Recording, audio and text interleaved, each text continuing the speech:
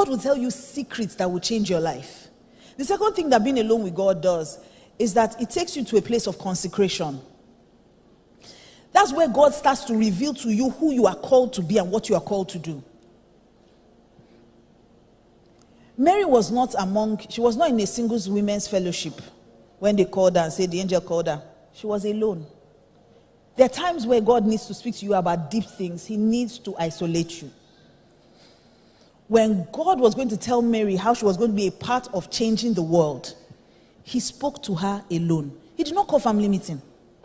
He did not call her parents and say, oh, she's underage, so let's have this conversation. I need to use your daughter. Then they say, oh, great God and mighty King, can we negotiate? She's just a young child. Then the mother will be crying, oh, you want to destroy our child's destiny. God said, none of that. I don't have time for that. Called the girl alone and told her, this is what you are going to do. This is what's going to happen. In the secret place. And she said, I am the Lord's handmaiden. Be it unto me according to your word. In that secret place, without permission from anybody, she consecrated herself. There and then. It's in that secret place that God will show you what you're called to do. Look at Jeremiah. Let's read that scripture. Jeremiah 1. Give me from verse 4.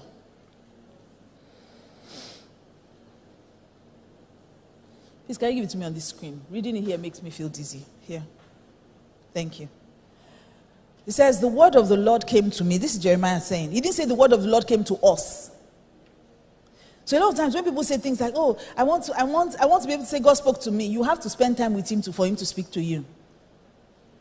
It says, the word of the Lord came to me saying, before I formed you in the womb, I knew you. Before you were born, I set you apart. I appointed you as a prophet to the nations. Next verse. Alas, sovereign Lord, I said, I do not know how to speak. I am too young. This is him talking. So you see, there's conversation. When you're alone with God, you can spend time. You can be vulnerable. You can be yourself. There are things that you cannot say in crowd prayer, group prayer meeting, that you can say when you're alone. When God says, I want you to do something, you say, God, I no go fit to make a new life for you. But when you are among people and they're saying, God is saying us, you say, it's a lie. You know that you cannot. But when it's only you and God, you say, God, no go for him. See, no for your hand, sir. Sir, look at Pastor K, send him me. You know, go walk, go. And then see what he answered him. He said, but the Lord said to me, do not say I am too young. You must go to everyone I send you to and say whatever I command you. Next verse. Do not be afraid of them, for I am with you and I will rescue you, declares the Lord. Next verse. Then the Lord reached out his hand and touched my mouth. See, there are personal encounters that only happen in secret places. He says, I have put my words in your mouth. From that point on, Jeremiah's ministry changed. From that point on, these things don't really happen in public meetings. I'm telling you, they may, but it's really in the secret place that you have this kind of divine encounters with God. Something happened to me yesterday. I woke up yesterday feeling a bit overwhelmed. And I noticed that there seemed to be that spirit hanging around a lot of people. It's too hard. Everything's too hard. But for me, I think it was the fact that I realized that I finally landed, right?